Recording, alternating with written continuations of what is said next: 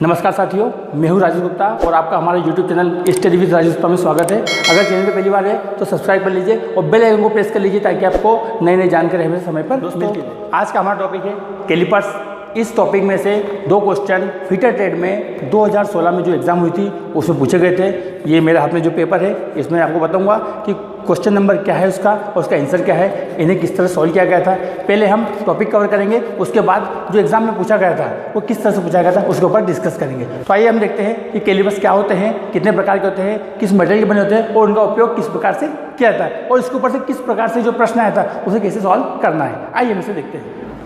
आज का हमारा टॉपिक है कैलिपर्स। कैलिपर्स क्या होते हैं? कैलिपर्स एक मापी यंत्र होता है जिसकी सहायता से हमें माप ली जाती है। यह अप्रत्यक्ष मापी होते हैं। अप्रत्यक्ष मतलब जिनका उपयोग करके हमें माप लेना है और उस माप को हम इस स्टील रूल पर देखकर ज्ञात करते हैं कि वो माप कितनी है। जब किसी पार्ट्स की डायमेंशन निकालना होते हैं तो हम अगर उसको स्टील रूल से नापेंगे तो उसके माप सही नहीं ज्ञात हो पाती है। तो हमें जॉब की सही माप ज्ञात करने के लिए कैलिपर्स का उपयोग किया जाता है। कैलिपर्स एक तरह से मापी यंत्र होते हैं और यह अप्रत्यक्ष माप लेते हैं। अप्रत्यक्ष मतलब है कि पहले इनके द्वारा जॉब की माप ली जाती है और उस माप को हम स्केल पर या जो स्टील रूल होता है स्टील रूल पर देख के हम पता करते हैं कि माप की लंबाई कितनी है, जो उसका मान है वो कितना है।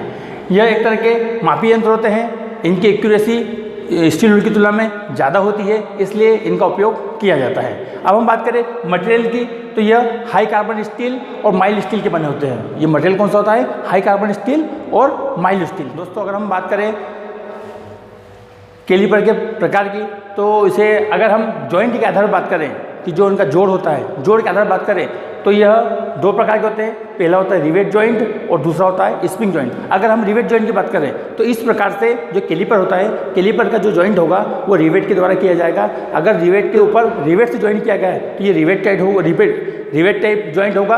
और अगर इस तरह से इस पर एक स्क्रू लगा हुआ है जिसे एक नट की सहायता से कम ज़्यादा किया जाता है तो ये होता है स्प्रिंग टाइप। तो अगर जॉइंट के आधार पर बात करें तो इन दो तरह के कैलिपर होते हैं। पहला होता है रिवेट टाइप और दूसरा होता है स्प्रिंग टाइप। अब अगर हम बात करें कार्य के अनुसार तो कार्य के अनुसार तीन प्रकार के जो कैलिपर्स होते हैं। पहला होता है बाह्य कैलिपर जिसे आउटसाइड कैलिपर कहते हैं, दूसरा होता है इनसाइड कैलिपर जिसे आंतरिक कैलिपर कहते हैं और तीसरा होता है आउटलेट कैलिपर। अगर हम कार्य के अनुसार बात करें तो कार्य के अनुसार कैलिपर तीन प्रकार के होंगे। पहला होगा आउटसाइड कैलिपर जिसे बाह्य कैलिपर कहा जाता है, दूसरा होता है इनसाइड कैलिपर जो आंतरिक माप के लिए लिया जाता है और तीसरा होता है आउटलेट कैलिपर जिसे जेनी कैलिपर भी कहा जाता है। तो ये तीन तरह के हमारे पास होते हैं। पहला होता है आउटसाइड कैलिपर, दूसरा होता है इनसाइड कैलिपर और तीसरा होता है आउटलेट कैलिपर जिसे जेनी कैलिपर कहा जाता है। अब हम तीनों को एक एक करके सबसे पहला कैलिपर है आउटसाइड कैलिपर। इस कैलिपर का उपयोग बाह्य माप लेने के लिए किया जाता है। मतलब अगर कोई भी जॉब है उसके अगर हमें बाहरी माप को लेना है तो हम इसका उपयोग करेंगे। इसके जो दोनों सिरे होते हैं बिल्कुल इसे जॉइंट होते हैं, इनमें कुछ भी गैप नहीं होती है। अगर गैप है तो इसके अंदर एरर होगी। ये बिल्कुल जीरो एरर वाले होते हैं। इस पे हम माप लेते हैं। माप लेने के बाद इसका उपयोग हम स्केल पर जाएंगे और स्केल पर रीडिंग के इसका उपयोग मतलब इसके द्वारा जब माप ली जाएगी उस माप को हम स्केल पर जाकर ये स्टील रूल की सहायता से उसे मेजर करेंगे। कि माप बात करें इनसाइड कैलिपर की तो ये इस तरह से इनसाइड कैलिपर तो ये इसकी जो दो टांगें होती हैं वो दोनों 45 डिग्री पे मुड़ी होती है बाहर की तरफ। इसकी सहायता से आंतरिक माप, कोई होल होता है तो होल के अंदर की माप अगर हमें लेना है तो इनसाइड कैलिपर की सहायता से हम ले सकते हैं। यह भी अप्रत्यक्ष मापी होता है। जब हम इसे ओपन करेंगे तो इसकी ऐसी दोनों टांगें ऐसे खुलती जाती है और इनकी चौड़ाई इन सिरों के बीच में ली जाती है। इसमें लेने के बाद हम इसकी जो डायमेंशन होते हैं वो स्टील रूल पे मेज़र करते हैं। तो ये था हमारा आंतरिक कैलिपर। हमारा तीसरा कैलिपर है आउटलेट कैलिपर। आउटलेट कैलिपर को ही जेनी कैलिपर कहा जाता है। जो ये कैलिपर इसमें भी आउटलेट कैलिपर जो होता है उसमें एक जो इसकी एक साइड होती है इस पर एक सुई लगी हुई होती है और दूसरी जो साइड होती है वो 45 डिग्री पे अंदर की ओर मुड़ी होती है। इनसाइड कैलिपर में जो उसकी टांगें होती है वो बाहर की ओर 45 डिग्री पर बेंड होती है और आउटलेट कैलिपर में 45 डिग्री पे अंदर की तरफ बेंड होती है। ये दोनों में फ़र्क है। और इसमें फ़र्क क्या है?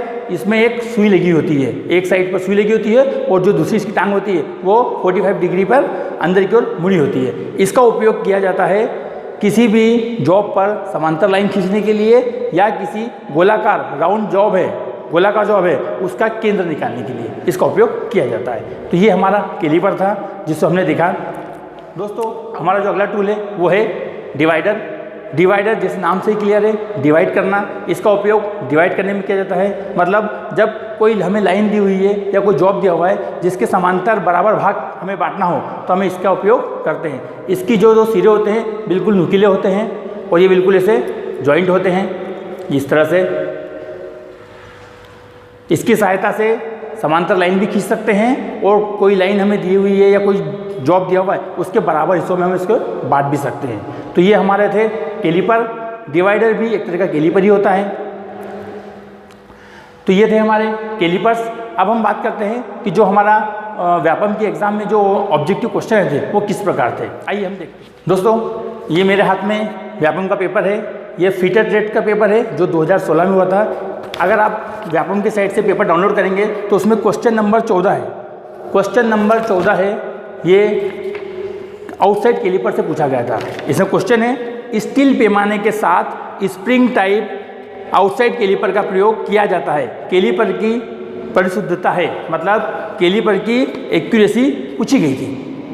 हमें यहाँ पर कैलिपर की एक्यूरेसी पूछी गई है, पर यह क्वेश्चन थोड़ा ट्रिकी क्वेश्चन है। कैलिपर का बिल्कुल जॉइंट होता है। अगर हम आउटसाइड कैलिपर की बात करें तो ये बिल्कुल इसके जॉइंट पूरे मिले होते हुए हैं, इसलिए इसमें कोई गैप नहीं होती है। इसका उपयोग स्केल के द्वारा किया जाता है। तो स्केल का जो सबसे छोटा माप होता है वो होता है 0.5 mm। तो हमारे पास जो ऑप्शन दिए हुए थे 0.25 mm, 0.5 mm, 0.75 mm और 1.00 mm। तो हमारे यहाँ पे आंसर हो जाएगा 0.5 mm, क्योंकि उन्होंने स्केल के स्टील रूल के रिस्पेक्ट में इस पे क्वेश्चन को पूछा गया था। इसलिए क्योंकि इसकी तो कोई छोटी माप हो, एक्यूरेट माप, आखिरी माप कुछ होती नहीं, क्योंकि ये तो 0 से स्टार्ट हो जाता है। यहाँ से ये मिलके 0 कर देता है। तो इसको हम जब माप लेते हैं तो ये स्टील रूल पे लेते हैं। तो स्टील रूल का जो लिस्ट काउंट होता है वो होता है 0.5 mm, आधा mm। ये हमारा पहला क्वेश्चन था। अगर हम दूसरे क्वेश्चन की बात करें तो दूसरे क्वेश्चन में था, अब हम दूसरे क्वेश्चन की बात करें। दूसरा क्वेश्चन था 21 नंबर का क्वेश्चन था। आप देख सकते हैं 21 नंबर का क्वेश्चन है। 21 नंबर के क्वेश्चन में पूछा गया था जेनी कैलिपर का प्रयोग ज्ञात करने के लिए किया जाता है।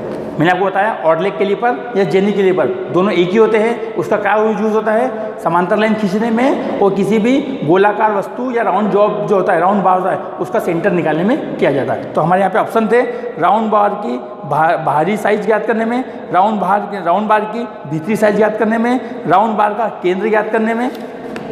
तो है हमारा ऑप्शन हो जाएगा राउंड बार का केंद्र ज्ञात करने में। तो ये हमारे 2 क्वेश्चन थे जो आज हमने जो टॉपिक पढ़ा कैलिपर्स, इससे संबंधित थे। दोस्तों अगर आपको वीडियो अच्छा लगे तो लाइक कीजिए, कमेंट्स कीजिए और चैनल को सब्सक्राइब जरूर कीजिए। Thank you.